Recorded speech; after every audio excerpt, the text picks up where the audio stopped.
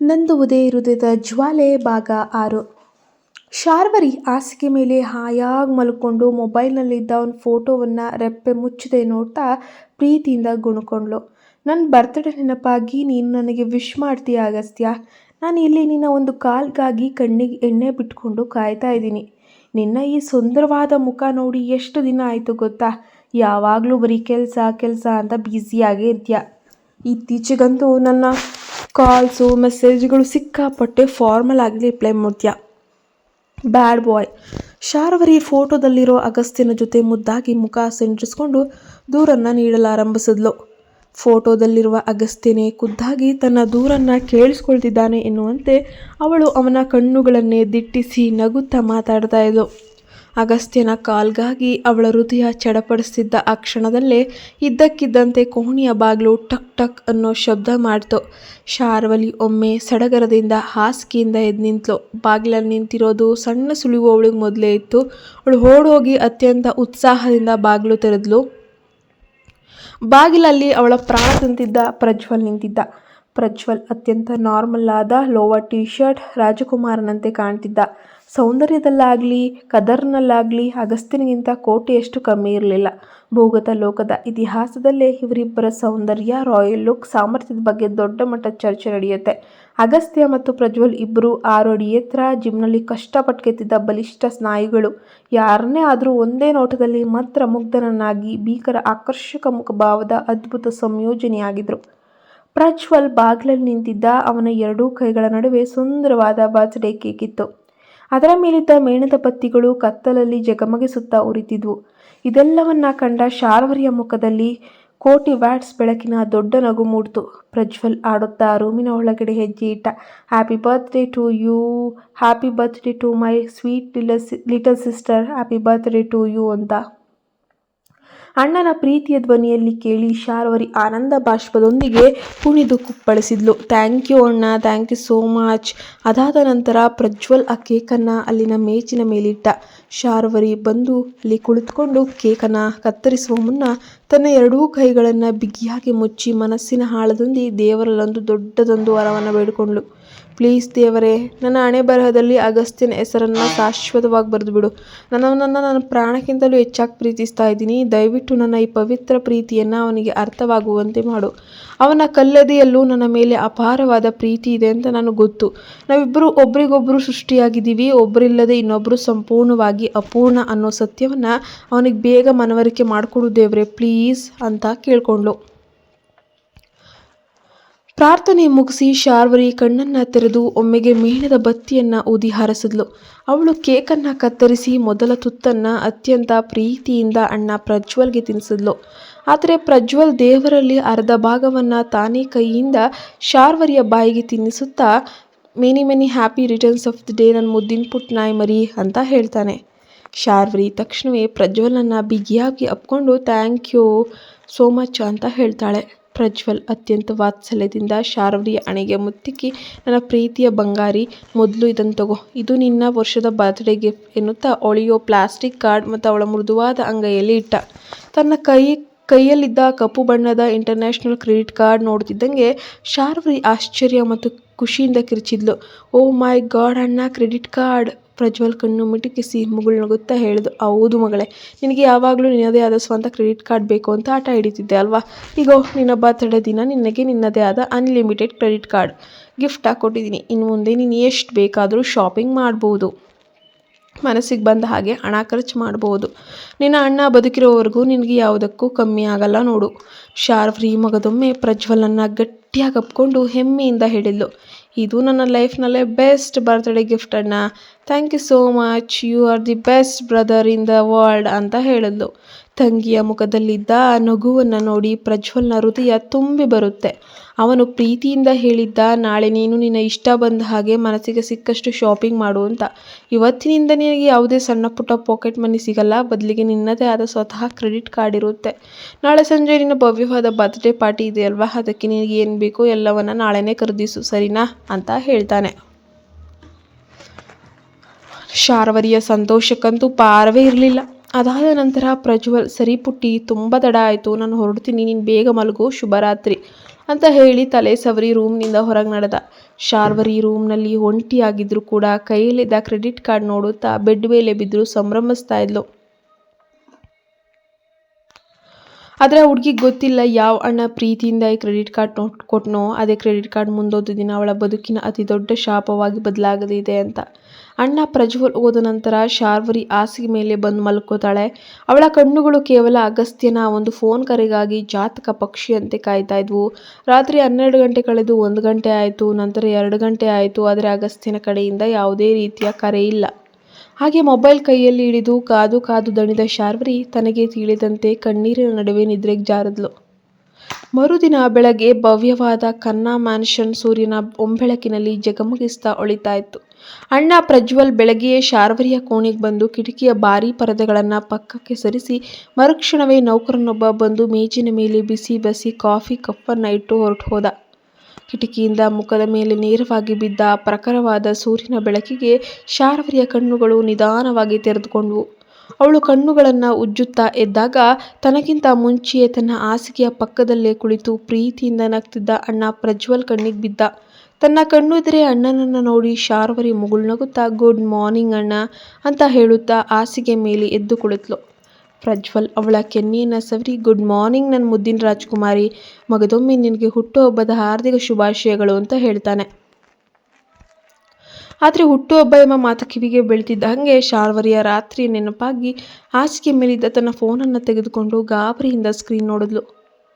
100 ಗೆಳತಿಯರು birthday message ಮಾಡಿದ್ದಾರೆ. ಅವಳ ಕಣ್ಣುಗಳು ಹುಡುಕ್ತಿದ್ದು ಒಬ್ಬನೇ ಒಬ್ಬ ನಿರ್ದಿಷ್ಟ ಪುರುಷನ ಕರೆ ಅಥವಾ ಸಂದೇಶ. ಇನ್ಬಾಕ್ಸ್ ನೋಡಿದ್ರೂ ಅಗಸ್ತ್ಯನ ಯಾವುದೇ ಸುಳಿವಿಲ್ಲ. ಇದನ್ನು ಕಂಡು ಅವಳ ಮುಖ ಒಮ್ಮೆಲೆ ತಾವರೆ ಹೂವಿನಂತೆ ಬಾಡೋಯ್ತು. ತಂಗಿಯ ಮುಖದಲ್ಲಾದ ಹಠಾತ್ ಬದಲಾವಣೆಯನ್ನು ಗಮನಿಸಿದ ಪ್ರಜ್ವಲ್ ಆತಂಕದಿಂದ ಕೇಳಿದ್ದ, ಏನಮ್ಮ, ಎಲ್ಲವೂ ಸರಿಯಾಗಿದ್ಯಾ?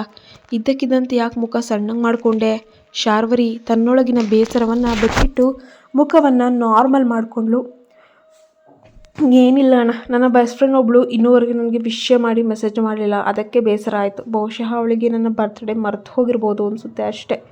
ಪ್ರಜ್ವಲ್ ಮುಗುಳ್ನಗುತ್ತಾ ಅವಳ ತಲೆ ಸವರಿದ, ಪರವಾಗಿಲ್ಲ ಬಿಡು, ಆಮೇಲೆ ಮಾಡ್ತಾಳೆ. ನೀನು ಕಾಫಿ ತಣ್ಣಗಾಗ್ತಾಯಿದೆ ನೋಡು, ಅದನ್ನು ಕುಡಿದು ಬೇಗ ಬ್ರೇಕ್ಫಾಸ್ಟ್ ಕೆಳಗೆ ಬಾ. ಇವತ್ತು ನಿನಗಾಗಿ ನಾನೇ ಖುದ್ದಾಗಿ ಸ್ಪೆಷಲ್ ಆಮ್ಲೆಟ್ ಮಾಡಿಸಿದ್ದೀನಿ. ಆಮೇಲೆ ನಾನು ನಿನಗೆ ಮುಖ್ಯವಾದ ಬಿಸ್ನೆಸ್ ಕೆಲಸದ ಮೇಲೆ ಹೊರಗೆ ಹೋಗಬೇಕು. ಅಗಸ್ತ್ಯ ನನ್ನನ್ನು ಪಿಕ್ ಮಾಡ್ಕೊಳ್ಳೋಕೆ ಇಲ್ಲಿಗೆ ಬರ್ತಾ ಇದ್ದಾನೆ ಅಂತ ಹೇಳ್ತಾನೆ. ಈ ಮಾತನ್ನು ಕೇಳಿದ ತಕ್ಷಣ ನಿಜವಾಗ್ಲೂ ಅಗಸ್ತ್ಯ ಎಂಬ ಹೆಸರು ಕೇಳಿದ್ದೇ ತಡ ಶಾರ್ವರಿಯ ಬಾಡಿದ್ದ ಕಣ್ಣುಗಳು ಒಮ್ಮೆಲೆ ನಕ್ಷತ್ರದ ಹಾಗೆ ಮಿನುಗೋಕೆ ಶುರು ಮಾಡ್ಕೊಳ್ತವೆ.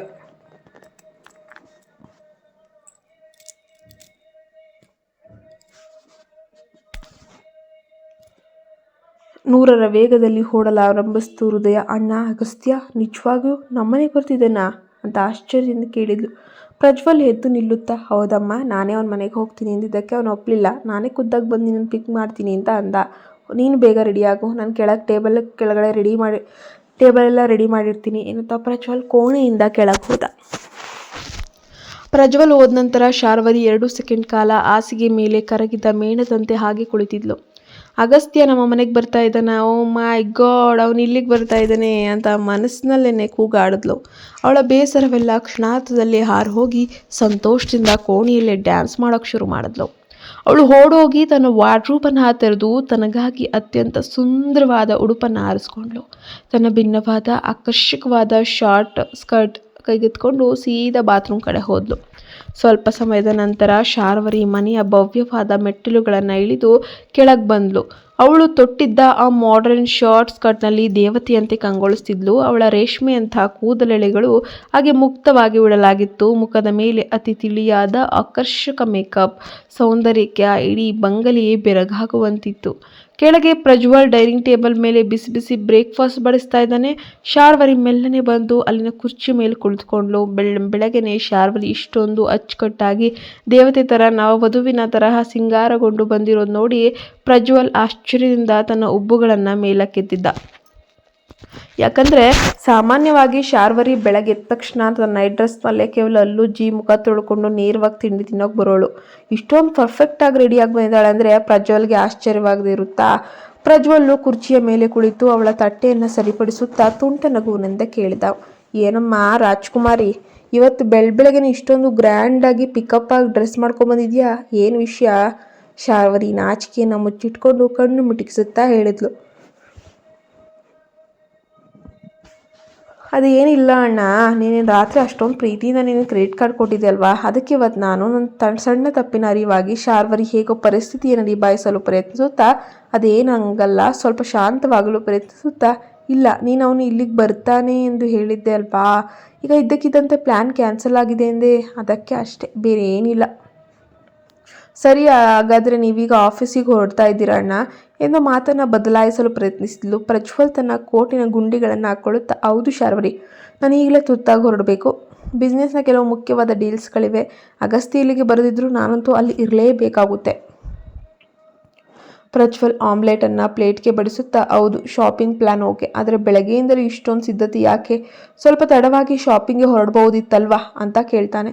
ಶಾರ್ವರಿ ತನ್ನ ಬೇಸರವನ್ನು ಬದಿಗಿಟ್ಟು ಉತ್ಸಾಹದಿಂದ ನಟಿಸುತ್ತಾ, ಅಣ್ಣ ನಿನಗೆ ಅರ್ಥವಾಗಲ್ಲ, ಇವತ್ತು ನಮಗೆ ತುಂಬ ದೊಡ್ಡ ದೊಡ್ಡ ಪ್ಲ್ಯಾನ್ಗಳೆಲ್ಲ ಇದೆ. ನಾನು ಮತ್ತು ಸಮೀಕ್ಷಾ ಇಡೀ ದಿನ ಎಂಜಾಯ್ ಮಾಡಬೇಕಂತ ಅಂದ್ಕೊಂಡಿದ್ದೀವಿ. ನಾವು ಮೊದಲು ಶಾಪಿಂಗ್ ಹೋಗ್ತೀವಿ, ಆಮೇಲೆ ಸಿನಿಮಾ ನೋಡ್ತೀವಿ, ಸಂಜೆ ಲೇಟಾಗಿ ಹೊರಗಡೆ ಡಿನ್ನರ್ ಮುಗಿಸ್ತೀವಿ, ಆಮೇಲೆ ಬರ್ತ್ಡೇ ಸೆಲೆಬ್ರೇಟ್ ಮಾಡೋಕ್ಕೆ ಕ್ಲಬ್ಗೆ ಹೊರಡ್ತೀವಿ. ಹಾಗಾಗಿ ಇಡೀ ದಿನ ಬ್ಯುಸಿಯಾಗಿರ್ತೀವಿ ನೋಡು ಅಂದ್ಲು. ಪ್ರಜ್ವಲ್ ತಂಗಿಯತ್ತ ಪ್ರೀತಿಯಿಂದ ನೋಡುತ್ತಾ, ಎಂಜಾಯ್ಮೆಂಟ್ ಮಾಡು, ಅದರಲ್ಲಿ ಯಾವುದೇ ಅಭ್ಯಂತರವಿಲ್ಲ, ಆದರೆ ನೆನಪಿರಲಿ, ನಿನಗೆ ಯಾವುದೇ ಕಾರಣಕ್ಕೂ ಅಲ್ಲಿ ಆಲ್ಕೋಹಾಲನ್ನು ಮುಟ್ಟಕ್ಕೆ ಹೋಗಬಾರ್ದು. ಕುಡಿಯೋದು ಆರೋಗ್ಯಕ್ಕೆ ಮತ್ತು ನಿನಗೆ ಒಳ್ಳೆಯದಲ್ಲ, ಗೊತ್ತು ತಾನೇ ಅಂತ ಹೇಳಿ ಎಚ್ಚರಿಸ್ತಾನೆ. ಶಾರ್ವರಿ ಮುದ್ದಾಗಿ ಮುಖ ತಿರುಗಿಸುತ್ತಾ, ನೀನು ಯಾವಾಗಲೂ ನನಗಿಂತ ಚಿಕ್ಕ ಮಗುವಿನ ಥರಾನೇ ಟ್ರೀಟ್ ಮಾಡ್ತೀಯ ಅಣ್ಣ. ನಾನು ಮೊದಲೇ ಹೇಳಿದ್ದೀನಿ, ಇವತ್ತಿನಿಂದ ನನಗೆ 21 ವರ್ಷ ತುಂಬ ಹೋಗಿದೆ ಅಂತ. ನಾನು ಮಗು ಅಲ್ಲ. ಆದರೂ ನೀನು ನನ್ನ ಯಾವಾಗಲಾದರೂ ಕುಡಿಯೋದನ್ನು ನೋಡಿದೀಯಾ? ಖಂಡಿತ ಇಲ್ಲ ಅಣ್ಣ, ನಾನು ಆ ಥರ ತಪ್ಪು ಕೆಲಸಗಳನ್ನು ಮಾಡೋಕ್ಕೆ ಹೋಗಲ್ಲ, ನೀನೇನು ಚಿಂತಿಸಬೇಡ ಅಂತ ಅಂದ್ಲು. ಅವಳ ಮಾತಿಗೆ ಪ್ರಜ್ವಲ್ ಮುಗುಳ್ನಗುತ್ತಾ, ನನಗೆ ನಿನ್ನ ಮೇಲೆ ನಂಬಿಕೆ ಇದೆ ಪುಟ್ಟಿ, ಕೇವಲ ಒಬ್ಬ ಅಣ್ಣನಾಗಿ ನೆನಪಿಸಿದೆ ಅಷ್ಟೇ ಎನ್ನುತ್ತಾ ಇಬ್ಬರು ಬ್ರೇಕ್ಫಾಸ್ಟ್ ಮಾಡೋಕ್ಕೆ ಪ್ರಾರಂಭಿಸಿದರು. ಆದರೆ ಶಾರ್ವರಿಯ ಕಣ್ಣುಗಳು ಮಾತ್ರ ಪದೇ ಪದೇ ಮುಖ್ಯ ದ್ವಾರದ ಮೇಲೆ ನೆಟ್ಟಿದ್ವು. ಅವಳು ಪ್ರತಿಯೊಂದು ಸೆಕೆಂಡ್ ಕೂಡ ಯಾರದೋ ಬರುವಿಕೆಗಾಗಿ ಚಡಪಡಿಸ್ತಾ ಇದ್ಲು. ಕೆಲವು ನಿಮಿಷಗಳ ಮೌನದ ನಂತರ ಶಾರ್ವರಿ ಕೊನೆಗೂ ತನ್ನ ಕುತೂಹಲವನ್ನು ತಡೆಯಲಾರದೆ ಕೇಳಿಯೇ ಬಿಟ್ಲು. ಅಣ್ಣ, ಅಗಸ್ತ್ಯ ನಿನ್ನನ್ನು ಪಿಕ್ ಮಾಡ್ಕೊಳಕ್ಕೆ ಬರ್ತೀನಿ ಅಂತ ಅಂದಿದ್ನಲ್ವಾ, ಅವನು ಇನ್ನೂ ಬಂದಿಲ್ವಾ? ಪ್ರಜ್ವಲ್ ತನ್ನ ಫೋನನ್ನು ಸ್ಕ್ರೋಲ್ ಮಾಡುತ್ತಾ ಆಫೀಸ್ ಇಮೇಲ್ಸನ್ನು ನೋಡ್ತಿದ್ದವನು ತಣ್ಣಗೆ ಉತ್ತರಿಸ್ದ, ಓ ಹೌದಾ, ಅಗಸ್ತ್ಯನ್ ಪ್ಲ್ಯಾನ್ ಕ್ಯಾನ್ಸಲ್ ಆಗಿದೆ ಶಾರ್ವರಿ, ಅವನೀಗ ಇಲ್ಲಿಗೆ ಬರ್ತಾ ಇಲ್ಲ, ಹಾಗಾಗಿ ನಾನು ನೇರವಾಗಿ ಅಲ್ಲಿಗೆ ಹೊರಡ್ತಾ ಇದ್ದೀನಿ. ಅದನ್ನು ಕೇಳಿದಂತಹ ತಕ್ಷಣ ಶಾರ್ವರಿಯ ಇಡೀ ಮುಖ ಕಪ್ಪಿಟ್ಟಿತ್ತು. ಇಡೀ ಜಗತ್ತೇ ಮುಳುಗ್ದಂಗಾಯಿತು. ಏನೋ ಅವ್ನು ಬರ್ತಾ ಇಲ್ವಾ ಅಂದಂಗೆ ಬರಲ್ಲ ಅಂತ ಹೇಳ್ತಾನೆ. ಯಾರಾದರೂ ಹೀಗೆ ಮಾಡ್ತಾರ ಅಣ್ಣ? ಮೊದಲು ಬರ್ತೀನಿ ಅಂತ ಹೇಳಿ ಆಮೇಲೆ ಕೊನೆ ಕ್ಷಣದಲ್ಲಿ ಬರಲ್ಲ ಅನ್ನೋದು ತುಂಬ ತಪ್ಪಲ್ವ ಅಣ್ಣ? ಇದು ಸರಿಯಲ್ಲ ಎಂದು ಅವಳನ್ನು ಅರಿಯದೆ ಸಿಟ್ಟಿನಿಂದ ಮಾತುಗಳು ಹೊರಬಂದವು. ಅವಳು ಅಷ್ಟೊಂದು ತಳಮಳದಿಂದ ಹಠ ಹಿಡಿದವಳಂತೆ ಮಾತಾಡ್ತಿರೋದನ್ನು ಕಂಡು ಪ್ರಜ್ವಲ್ ಗೊಂದಲದಿಂದ ಅವಳ ಮುಖವನ್ನೇ ದಿಟ್ಟಿಸುತ್ತಾ ಕೇಳಿದ, ಆ ಅಗಸ್ತ್ಯ ಇಲ್ಲಿಗೆ ಬರಲ್ಲ ಅಂದರೆ ನಿನಗೆ ಯಾಕೆ ಇಷ್ಟೊಂದು ಸಿಟ್ಟು? ನಿನಗೆ ತೊಂದರೆನಾ ಅಂತ ಕೇಳ್ದ. ಅಣ್ಣನ ನೇರವಾದ ಪ್ರಶ್ನೆಗೆ ಶಾರ್ವರಿ ಒಳಗೊಳಗೆ ಎದುರಿ ಹೋದ್ಲು. ಅವಳು ಹತಾಶೆಯಿಂದ ತನ್ನ ತುಟಿಗಳನ್ನು ಕಚ್ಕೊಳ್ಳುತ್ತಾ ಮನಸ್ಸಿನಲ್ಲೇ ಅಂದುಕೊಂಡ್ಳು, ಅಗಸ್ತ್ಯ, ಇವತ್ತು ನನ್ನ ಹುಟ್ಟುಹಬ್ಬದ ದಿನವೂ ನೀನು ನನ್ನ ಮುಖ ತೋರಿಸ್ಲಿಲ್ವಲ್ಲ. ನೆನ್ನೆ ರಾತ್ರಿ ಸಮೀಕ್ಷೆ ಏರ್ಪಡಿಸಿದ ಸಣ್ಣ ಪ್ರೀ ಬರ್ತ್ಡೇ ಪಾರ್ಟಿಯಲ್ಲೂ ನೀನಿರಲಿಲ್ಲ. ಇವತ್ತು ಬೆಳಗ್ಗೆಯಿಂದ ನೀನು ಬರ್ತಾನೂ ಇಲ್ಲ. ಅವಳಿಗೆ ಇಡೀ ದಿನವೇ ಹಾಳಾದಂಗೆ ಭಾಸ ಆಯಿತು. ಅಗಸ್ತ್ಯನ ಕೇವಲ ಒಂದೇ ಒಂದು ನೋಟ ನೋಡಲು, ಅವನಿಂದ ಒಂದು ಹ್ಯಾಪಿ ಬರ್ತ್ಡೇ ಅನ್ನೋ ಮಾತನ್ನು ಕೇಳಲು ಅವಳ ಜೀವ ಅಂತೂ ಅಪಹಪಿಸ್ತಾ ಇತ್ತು. ಅವಳು ಮನಸ್ಸಿನಲ್ಲೇ ದೇವರಿಗೆ ಕೈ ಮುಗಿದು ಬೇಡಿಕೊಳ್ಳಲು ಆರಂಭಿಸ್ತಾಳೆ. ಪ್ಲೀಸ್ ದೇವರೇ, ನನ್ನ ಬರ್ತ್ಡೇ ದಿನವನ್ನು ಹೀಗೆ ಕರಾಳವಾಗಿ ಮಾಡೋಕ್ಕೆ ಹೋಗಬೇಡ. ಅಗಸ್ತ್ಯನಿಗೆ ನನ್ನ ಮೇಲೆ ಸ್ವಲ್ಪನೂ ಪ್ರೀತಿ ಇಲ್ವಾ? ನಾನು ಅವನ ಸರ್ವಸ್ವ ಅಂತ ಅಂದ್ಕೊಂಡ್ಬಿಟ್ಟಿದ್ದೀನಿ. ದಯವಿಟ್ಟು ಅವನ ಮನಸ್ಸಿನಲ್ಲಿ ನನಗಾಗಿ ಒಂದು ಸಣ್ಣ ಜಾಗ ಕೊಡು ದೇವರೇ, ಪ್ಲೀಸ್. ಅವನು ಇವತ್ತು ಹೆಂಗಾದರೂ ಮಾಡಿ ನನ್ನ ಬರ್ತ್ಡೇಗೆ ಬರುವ ಹಾಗೆ ಮಾಡು ಪ್ಲೀಸ್. ನನ್ನ ಇಡೀ ದಿನವನ್ನು ಹಾಳು ಮಾಡಬೇಡ. ಅಷ್ಟರಲ್ಲೇ ಪ್ರಜ್ವಲ್ ಎದ್ದು ಬಂದು ಅವಳ ತಲೆಯನ್ನು ಪ್ರೀತಿಯಿಂದ ಸವರಿ ಮುಖಕ್ಕೆ ಮುತ್ತಿಕ್ಕಿ ಮತ್ತೊಮ್ಮೆ ಹುಟ್ಟುಹಬ್ಬದ ಶುಭಾಶಯಗಳು ಅಂತ ಹೇಳಿ ಎಂಜಾಯ್ ಮಾಡು ತನ್ನ ಬ್ಯಾಗನ್ನು ಹಿಡಿದು ಆಫೀಸಿಗೆ ಹೊರಟು ಹೋಗ್ತಾನೆ. ಶಾರ್ವರಿ ಮಾತ್ರ ತಟ್ಟೆಯಲ್ಲಿದ್ದ ಆಮ್ಲೆಟನ್ನು ಹಾಗೆ ಬಿಟ್ಟು ದುಃಖ ತುಂಬಿದ ಮುಖದೊಂದಿಗೆ ಶೂನ್ಯವಾಗಿ ಕುಳಿತಿದ್ಲು. ಅಷ್ಟರಲ್ಲೇ ಅವಳ ಫೋನ್ಗೆ ಸಮೀಕ್ಷಾ ಕಡೆಯಿಂದ ಒಂದು ಮೆಸೇಜ್ ಬರುತ್ತೆ, ನಾನು ಶಾಪಿಂಗ್ ಮಾಲ್ ಹತ್ರ ವೆಯ್ಟ್ ಮಾಡ್ತಾ ಇದ್ದೀನಿ ಶಾರ್ವರಿ, ಬೇಗ ಬಾ ಅಂತ. ಅಗಸ್ತ್ಯ ಬರದೇ ಇದ್ದರೂ ಅವನ ತಂಗಿ ಸಮೀಕ್ಷಾಳ ಅತಿಯಾದ ಪ್ರೀತಿಗಾಗಿ ಶಾರ್ವರಿ ಹೆಂಗೋ ತನ್ನ ಕಣ್ಣೀರನ್ನು ಹೊರಿಸ್ಕೊಂಡು ಮನಸ್ಸಿಲ್ಲದ ಮನಸ್ಸಿನಲ್ಲೇ ಶಾಪಿಂಗ್ ಹೊರಡೋಕೆ ಸಿದ್ಧಳಾಗ್ತಾಳೆ. ಆದರೆ ಅವಳಿಗೆ ಗೊತ್ತಿರಲಿಲ್ಲ ಇಡೀ ಶಾಪಿಂಗ್ ಪ್ರವಾಸವೇ ಅವಳ ಬದುಕಿನ ಅತಿ ದೊಡ್ಡ ಕರಾಳ ತಿರುವಿಗೆ ಕಾರಣವಾಗಲಿದೆ ಅಂತ. ಶಾರ್ವರಿ ಮತ್ತು ಸಮೀಕ್ಷಾ ಶಾಪಿಂಗ್ ಎಲ್ಲ ಮುಗಿಸಿ ಕ್ಲಬ್ಗೆ ಹೋದಾಗ ಅಲ್ಲಿ ಏನಾಗಲಿದೆ? ಅಗಸ್ತ್ಯ ಕೊನೆಗೆ ಅವಳ ಬರ್ತ್ಡೇ ಪಾರ್ಟಿಗೆ ಸರ್ಪ್ರೈಸ್ ಎಂಟ್ರಿ ಕೊಡ್ತಾನಾ? ಬೇರೆ ಯಾರಾದರೂ ಸಂಚು ರೂಪಿಸ್ತಾರಾ? ಕಥೆಯ ಮುಂದಿನ ಭಾಗ ಅತ್ಯಂತ ರೋಚಕವಾಗಿದೆ. ಅಣ್ಣ ಪ್ರಜ್ವಲ್ ತೀಕ್ಷ್ಣವಾಗಿ ಕೇಳಿದ ಪ್ರಶ್ನೆಗೆ ಶಾರ್ವರಿ ಒಳಗೊಳಗೆ ಬೆರೆತು ಹೋದ್ಲು. ತಕ್ಷಣವೇ ತನ್ನನ್ನು ತಾನು ಸಮಾಧಾನ ಪಡಿಸ್ಕೊಳ್ತಾ ಮುಖದ ಮೇಲಿದ್ದ ಗೊಂದಲವನ್ನ ಮರೆಮಾಚಿ ನಾರ್ಮಲ್ ಆಗ್ತಾ ಇದ್ದಾಳೆ. ಅಣ್ಣ, ಇವತ್ತು ರಾತ್ರಿ ನನ್ನ ಬರ್ತ್ಡೇ ಪಾರ್ಟಿಗಂತೂ ಖಂಡಿತ ಬರ್ತಾ ಇದ್ದಂತಾನೆ ಅವನು ಎಂದು ಆಸೆಯಿಂದ ಕೇಳಿದ್ಲು. ಪ್ರಜ್ವಲ್ ತನ್ನ ಫೋನ್ನಲ್ಲಿ ಏನೋ ಮೆಸೇಜನ್ನು ಟೈಪ್ ಮಾಡುತ್ತಾ, ಹೌದು ಅವನು ಬರಲೇಬೇಕಲ್ವಾ, ಆದರೆ ಪಾರ್ಟಿ ಬಗ್ಗೆ ನಾವಿನ್ನೂ ಅವನ ಹತ್ರ ಪೂರ್ತಿಯಾಗಿ ಮಾತಾಡಿಲ್ಲ, ನೋಡೋಣ ಅಂತ ತಣ್ಣಗೆ ಹೇಳಿದ್ಲು. ಅಣ್ಣನ ಈ ಮಾತು ಕೇಳಿ ಶಾರ್ವರಿಯ ಎದೆ ದಸಕ್ಕೆಂದಿತ್ತು. ಅವನು ತೀವ್ರ ಆತಂಕಕ್ಕೆ ಒಳಗಾಗಿ ತನ್ನ ತುಟಿಗಳನ್ನು ಕಚ್ಚಿಕೊಳ್ಳಲಾರಂಭಿಸಿದ್ಲು. ಮನಸ್ಸಿನಲ್ಲೇ ದೇವರನ್ನು ನಿಂದಿಸುತ್ತಾ, ಓ ದೇವರೇ, ಅಣ್ಣನಿಗೆ ಇವತ್ತು ರಾತ್ರಿ ಅವನ ಪಾರ್ಟಿಗೆ ಬರ್ತಾನೋ ಇಲ್ವೋ ಅಂತ ಗ್ಯಾರಂಟಿನೇ ಇಲ್ವಲ್ಲ, ಆದರೆ ನಾನು ಇಡೀ ಜನ್ಮದಂತೂ ನಾನು ಅವನ ಮುಖವನ್ನು ನೋಡೋಕ್ಕೆ ಸಾಧ್ಯವೇ ಇಲ್ವಾ?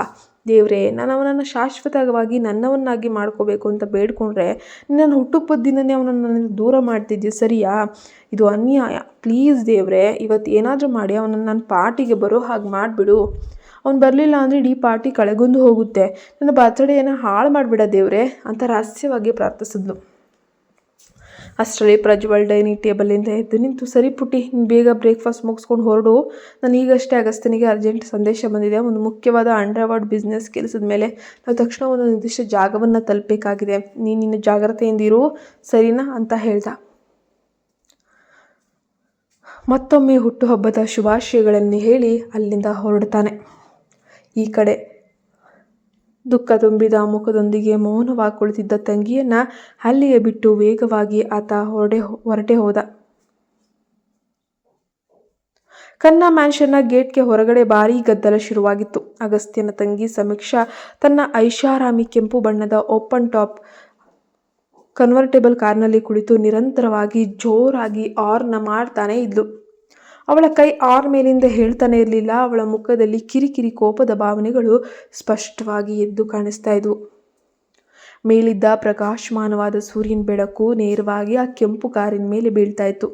ಆ ಬಿಸಿಲಿನ ಹೊಳಪಿನಲ್ಲಿ ಸಮೀಕ್ಷಳ ಸುಂದರವಾದ ಮುಖ ಮತ್ತಷ್ಟು ದೀಪ್ತಿಯಿಂದ ಮಿನುಗ್ತಿತ್ತು.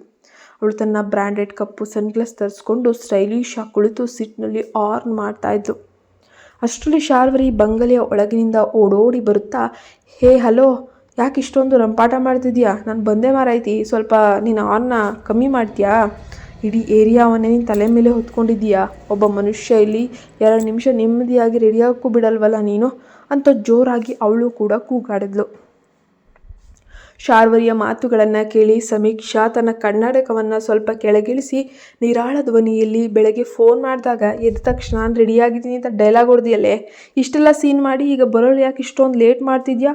ನಿಂಗೇನೋ ತಲೆ ಕೆಟ್ಟಿದ್ಯಾ ಅಂತ ಗದರಿಸಿದ್ಲು. ಶಾರ್ವರಿ ಬೇಗನೆ ಓಡಿ ಬಂದು ಕೆಂಪು ಕಾರಿನ ಮುಂಭಾಗದ ಸೀಟನ್ನು ಹತ್ತಿ ಕುಳಿತುಕೊಳ್ಳುತ್ತಾ, ಮನೆಯಲ್ಲಿ ಸ್ವಲ್ಪ ಕೆಲಸ ಇತ್ತು ಕಣೆ, ಈಗಲಾದರೂ ಬೇಗ ಗಾಡಿ ಓಡಿಸು, ಆಲ್ರೆಡಿ ಸಿಕ್ಕಾಪಟ್ಟೆ ತಡ ಆಗ್ಬಿಟ್ಟಿದೆಯಾ ಕಣೆ. ಸಮೀಕ್ಷಾ ನಾಟಕೀಯವಾಗಿ ತನ್ನ ಕಣ್ಣುಗಳನ್ನು ಹುರುಳಿಸಿ ಸ್ಟೇರಿಂಗನ್ನು ತಿರುಗಿಸುತ್ತಾ, ಈಗ ತಡವಾಗಿದೆ, ನಾನೇ ಹೊಣಿನಾ? ನಾನು ಯಾವಾಗಲೂ ಪಕ್ಕಾ ಟೈಮಿಂಗ್ ಬರ್ತೀನಿ, ನೀನು ನನ್ನ ಇಲ್ಲಿ ಕಾಯಿಸಿ ಲೇಟ್ ಮಾಡ್ತಾ ಇರೋದು ಅಂತ ಕಾರನ್ನು ರಸ್ತೆಗಿಳಿಸಿದ್ಲು. ಶಾರ್ವರಿ ಮುದ್ದಾಗಿ ಮುಖ ತಿರುಗಿಸ್ಕೊಂಡು ಸಮೀಕ್ಷಾಳ ಭುಜದ ಮೇಲೆ ಲಘುವಾಗಿ ಕೈಯಿಂದ ಗುದ್ದುತ್ತಾ, ನೀನು ಮಹಾನ್ ಚತುರ್ಗಾತಿ, ಖತರ್ನಾಕು, ನನ್ನ ಬರ್ತ್ಡೇ, ಕನಿಷ್ಠ ಇವತ್ತು ಒಂದಿನ ಆದರೂ ನನಗೆ ಸ್ವಲ್ಪ ಪ್ರೀತಿ ಇಂಪಾರ್ಟೆನ್ಸ್ ಕೊಡು, ಯಾವಾಗಲೂ ನನ್ನ ಹೀಗೆ ಬೈತಾ ಇರ್ತೀಯ ಅಂತ ಹೇಳಿ ಮುನ್ಸ್ಕೊಂಡ್ಲು. ಕತೆ ಮುಂದುವರಿಯುತ್ತೆ. ದಯವಿಟ್ಟು ನಮ್ಮ ಚಾನಲ್ಗೆ ಸಬ್ಸ್ಕ್ರೈಬ್ ಆಗಿಲ್ಲ ಅಂದರೆ ಸಬ್ಸ್ಕ್ರೈಬ್ ಆಗಿ ಸಪೋರ್ಟ್ ಮಾಡಿ.